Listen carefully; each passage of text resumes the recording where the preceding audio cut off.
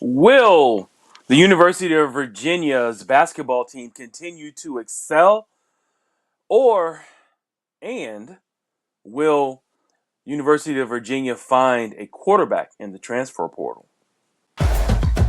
You are Locked On Virginia, your daily podcast on the Virginia Cavaliers. Part of the Locked On Podcast Network, your team every day.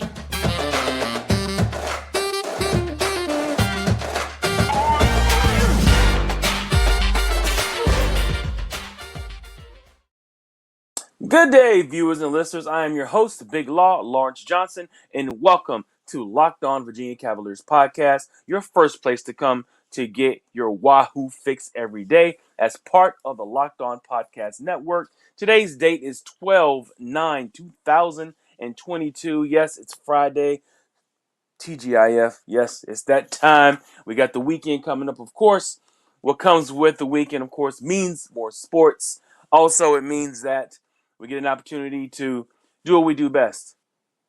Sit down, analyze, watch sports, have fun, eat and drink. Right? We all love it. But like I said, thank you all for tuning in today. I'm just here to give you guys the information when it comes to University of Virginia. So let's go ahead and jump right on in.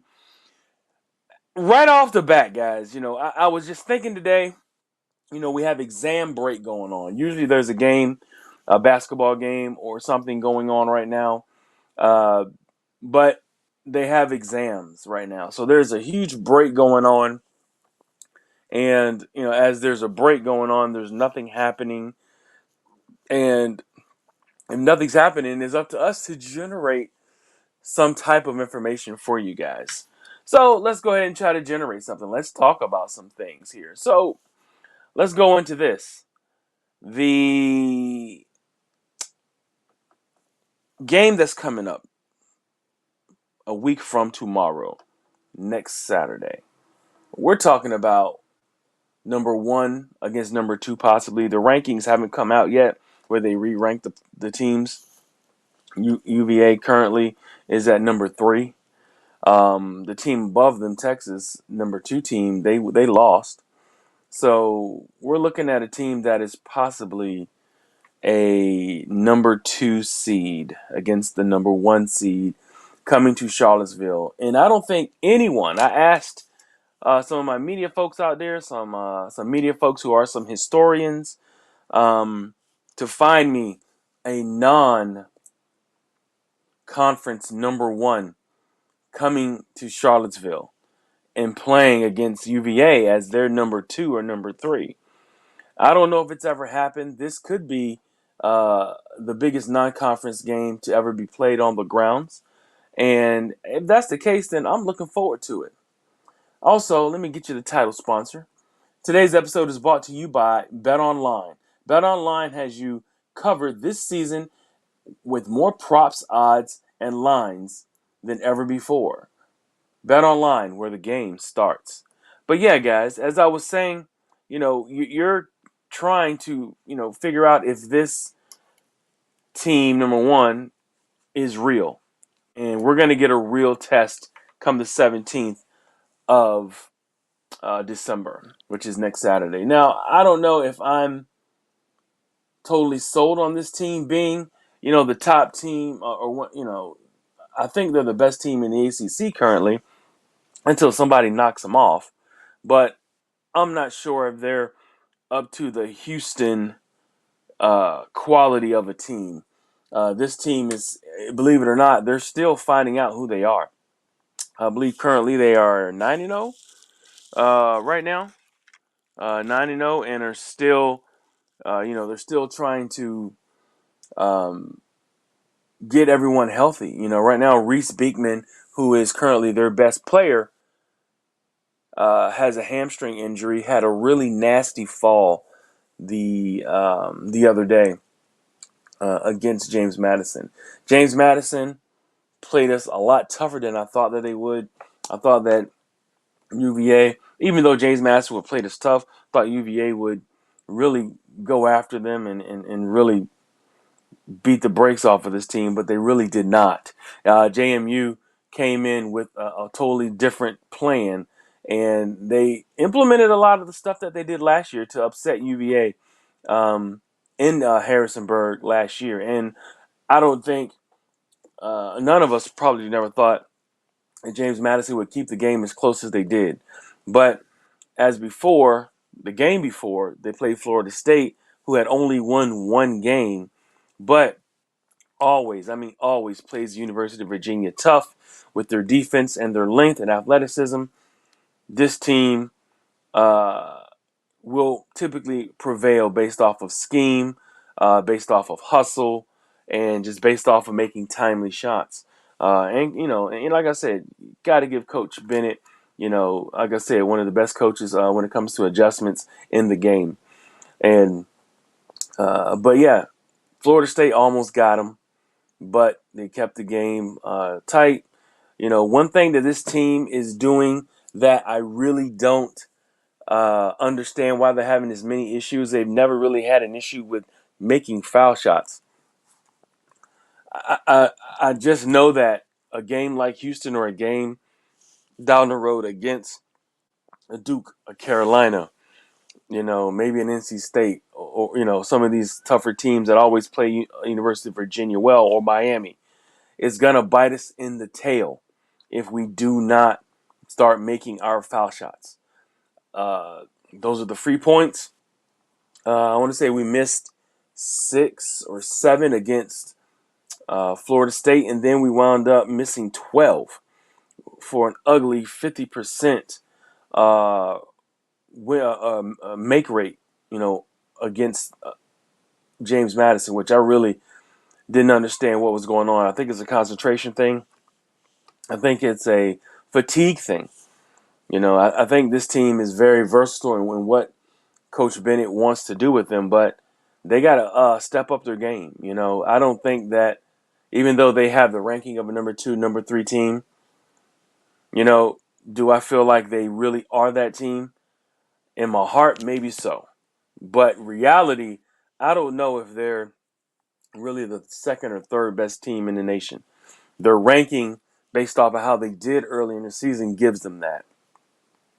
Now, that doesn't mean that I don't think that they can be the number 1 team. I think that they have the talent to be the number 1 team in the nation, but the way that they're playing gives me a different feeling, to be realistic about what I want this team to be in the future. Because right now, some people say, oh, it doesn't matter what happens, December basketball, November basketball, college basketball, doesn't matter.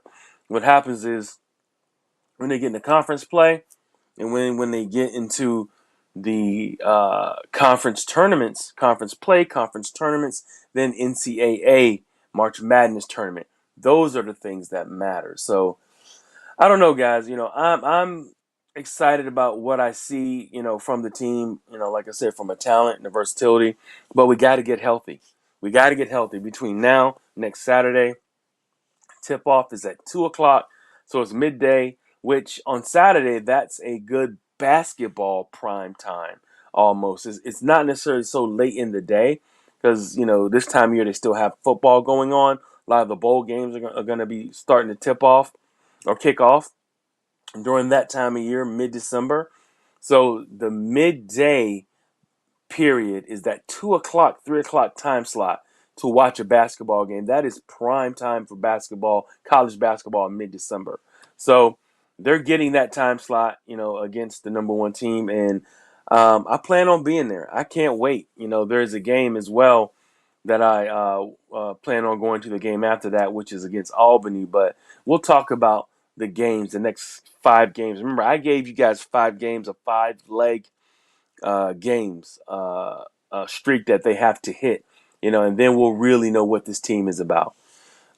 First game was Michigan. They got by Michigan in the Big Ten ACC Challenge. Second game, they won as well. Third game, which was Florida State, excuse me. Third game, which is JMU. All right. Fourth game, which is the fifth game, excuse me, is Miami. But we got that Houston game before we get to the Miami game, and that'll be those 5 games that I talked about that we have to at least come out of there with no more than 1 or 2 losses. If we can get out of there with 1 loss, we'll be sitting pretty getting into the next 5 games after that. BetOnline.net is your #1 source for sports betting info, stats, news, and analysis. Get the latest odds and trends for every professional and amateur league out there. From football to basketball to soccer and esports, we've got it all at betonline.net. And if you love sports podcasts, you can find those at BetOnline as well. We're always the fastest and easiest way to get your betting fix. Head to the website today or use your mobile device to learn more. BetOnline, where the game starts. So yes, everyone, as I continue to talk about what's what and what games are left, getting into January, I got the next 5 games. We got Miami. Well, excuse me. We got the Houston game. We're not going to forget about that because the Houston game is the game that will define this early part of the season, and it'll be the barometer. It'll be the true check of where we are and what we need to improve on. I'm so confident about that. And then we got Miami, which is always a pesky team to play down there in Miami.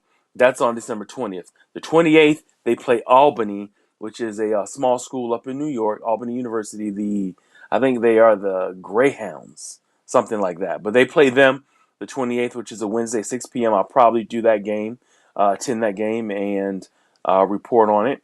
Then you got Georgia Tech on New Year's Eve, which Georgia Tech, the Ramblin' Wreck, never an easy team to play, and that will be in Atlanta, I believe. Then they got Pittsburgh on the 3rd of January, and that's a late 9 p.m. game. I think that's on a Tuesday as well. So, we could be looking at a championship quality team if we get through these next 5 games with only 1 loss. But yes, it's going to come down to that Houston game. I'm looking forward to it, and I'll keep you guys up to date with that. So, guys, let's talk about this. Let's talk about the transfer portal and some news. Of course, I reported Monday the transfer portal was hot. It was kicking. You had a lot of players that went up, that came and left and went and want to leave. I haven't seen many people want to come in, though. That's very concerning to me. I'm thinking, what college athlete? Then you got to think about it from this standpoint. What college athlete wants to really jump 2 feet into a situation like what's going on at the University of Virginia? I understand, but we still, guys, we still need players to commit. And the first position we need to commit is quarterback. Remember, we lost 8 guys. Fentrell Cypress goes, top cornerback, elite cornerback in the nation, not just the ACC. Led the ACC in pass breakups. He's gone. Mike Green, linebacker, who I think has some potential. He's gone, or he was injured in the beginning of the year, but had potential to play. But he left. Zach Tedder, who played guard and got some time this year. And then you got Brennan Armstrong. Sure, he left. Lee Dudley, long snapper, not here anymore. Chase Chalmers, a defensive safety, defensive back. He's out of here. Sean Moore, wide receiver, got time when Dontavian Wicks went out. And then a little used Mark Wagner, quarterback for the team, backup quarterback down the depth chart. So I haven't seen anybody jump in. I haven't seen anybody commit from the transfer portal. And I know that a lot of the players are just kind of weighing their options. They're looking to see, it's almost like free agency. That's exactly what it is. It's the advent and the event of college free agency with the NIL combined with that. Transfer portal NIL equals college free agency. So the most important position is not filled right now. We don't have a quarterback for next year. So I'm going to tell you, Jay Wolford, I almost want to declare it. I almost want to give you a guarantee. I can't totally give you the guarantee, but I am so confident that Jay Wolford may not even play football next year. Of course, Jay Wolford, the star baseball pitcher for the baseball team, who was the setup man for UVA. And this year will probably be the closer. Kid throws in the 90s. As a closer, he's only a sophomore this year going in. I just don't see us. I just don't see us keeping him. I think that the baseball world will, unless he has kind of a Kyler Murray thing going on where he's a great baseball player, but he has the heart, or he seemingly has the heart to play football and wants to take the football path. But I don't really see that right now. I know that when the spring game comes around, you're not going to break up your baseball season to play spring football. I get it. You're going to have the yellow jersey on him or the red jersey on him, and you're not going to, let him get hit. But the probability or the possibility of him getting hurt is still out there, even if it's an accident. So I don't know if he's going to even participate in the spring in the middle of his ride in their run to the Baseball College World Series, which they have that kind of talent up and down the roster at the University of Virginia. So now that we got that out of the way, I don't know if next year's quarterback is on the roster, the starting quarterback. Also, I don't know if 2024's quarterback, 2025's quarterback is on this roster. That's the even scarier part to me. I know that, we got Davis, I believe Davis Mills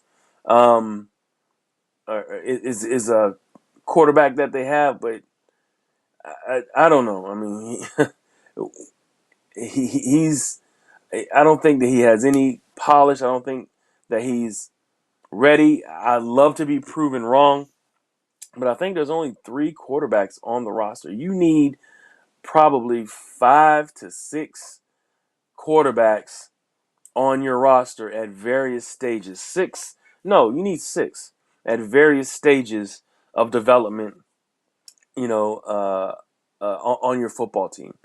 And I think that we're down to 3 with Mark Wagner transferring and Brennan leaving. And possibly with Jay Wolford leaving, that means we would need 4, 5 other quarterbacks to come in. And transfer portal right now does have some quarterbacks that are out there. Now you're looking at the names I'm going to give you here. Devin Leary, quarterback from NC State. I'd love that guy to come through. That guy has a lot of experience, can make every throw. He's put up big numbers. I think that he's a quarterback who could fit well with Tony Elliott's system. Phil Jerkovich, who left Boston College, actually, he's not in the portal anymore. He wound up settling and going to Pitt. So Phil Jerkovich is at Pitt right now. He was in the portal for a day or two. He made his decision, and he's at Pittsburgh right now. But which means that Caden Slovis, who was the quarterback at Pitt, is gone, and he's out. I believe the quarterback at Virginia Tech has left as well. Jeff Sims is in the portal as well. I'll be very interested to see where he goes. I heard that Virginia Tech is on his radar, which that worries me because he's probably the most gifted quarterback out of all the quarterbacks in the ACC that are available. And then, well, when I say gifted, all right, I got to throw DJU in there. DJU is a big, strong, gifted quarterback. Makes a lot of mistakes, though. Has the potential to be. I mean, he was a 5-star, top pocket passer coming out of high school 2 years ago when he played with with Coach Elliott coaching his freshman year. His sophomore year was a terrible year. Not a terrible year, excuse me. It's not a terrible year for him. It was not a good year for him down the stretch because the true freshman, wound up taking his job And it's justified because DJU played terrible. Ugalele. So right now, is Tony Elliott going after DJU? I think he is. I don't think there's a choice. And I know some fans say, I don't want him. I don't want him. If you don't have a quarterback right now, guys, we don't have a team that I feel is even fieldable right now. All right. Based off of what's been happening emotionally with the guys. So these guys are still healing. Then they have to, get themselves together and go out there and, you know, tackle someone or make catches and all that. I know it's part of their obligation, but, you know, I don't know if these guys are ready quite yet. Now, um, if Coach Elliott goes after DJU, look for some other players to come after him. I think with DJU, there will be some other players, some other receivers, because we lost a lot of receivers as well. Um, not to mention the two that we lost that were slain. But then, of course, you lost Sean Moore, you lost Billy Kemp, and you lost Dontavian Wicks right there. So Coach Hagens has a big job in front of him to try to retool that receiver room with more guys to play. But I don't know, guys. This is this is an issue that we're all going to have to watch out for. Of course, the weekend. You may have some guys make some decisions. The transfer portal is hopping right now, but for Virginia, it has slowed down since Monday. Monday was red hot, white hot. Now it's just very slow. I haven't heard anything. I did hear that there is a player that is in the transfer portal that is a commit to the University of Virginia. That is Dejon Parker, an offensive lineman from Saginaw Valley State. He's in the portal. That's the crazy thing about it, man. Whenever you recruit a child or recruit a kid, recruit a player, and they give you their commitment, they can pull out of that, man. That's the one thing that I would possibly change is if they give you your commitment, they have to give you the commitment for at least 6 months to a year. Because I know it. I get it, guys. Coaches make the same kind of decisions where they go where they want to go without any repercussions. The school's left holding the bag. They have to pay the coach, and it's just bad. But for some of the players, I just feel like we have to do something. So if you do commit, and I'm not saying that your whole career has to stay wherever you commit naturally because that's not the rules anymore. But if you change, if you actually do commit, you sign your paperwork, at least give it 6 to 12 months before you can change out. That's my only thing.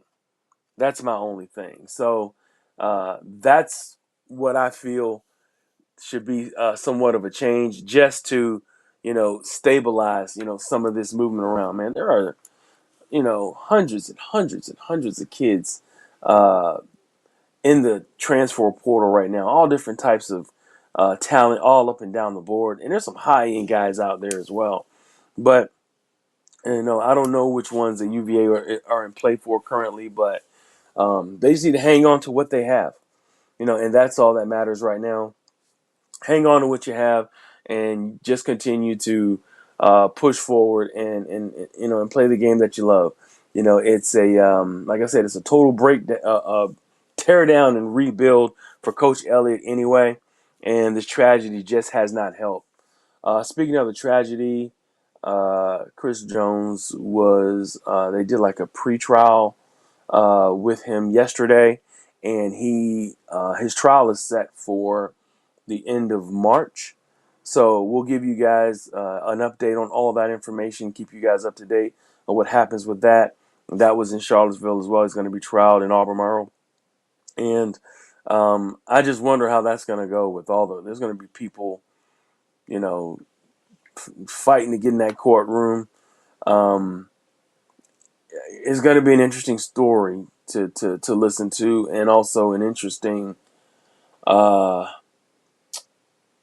all of it's just over the top right now. So, with a city still healing and a university still healing, and you're going to have to kind of rip those wounds back open come March. And that's something that was just kind of running through my mind when I heard and I read, what the time frame was when they really do his trial. But with that being said, guys, I really appreciate you guys for tuning in every day, week in and week out here with me. But make sure you guys check me out on at Seven City Shop Talk Sports. You can catch me on Facebook. Also, hit me up on Twitter. Also, you can catch me on Instagram as well. Got any comments, messages, or any questions, just let me know. I'll be there to answer them. But I got to thank you guys for making Locked On Virginia your first listen today. For your second listen today, check out Locked On Sports Today. For the games that matter the most to the biggest stories in sports. Go beyond the scoreboard and behind the scenes with local experts and insights only Locked On can provide. Locked On Sports Today, available on this app, YouTube, or wherever you find your podcast. Thank you guys. I love you. I will see you guys next week.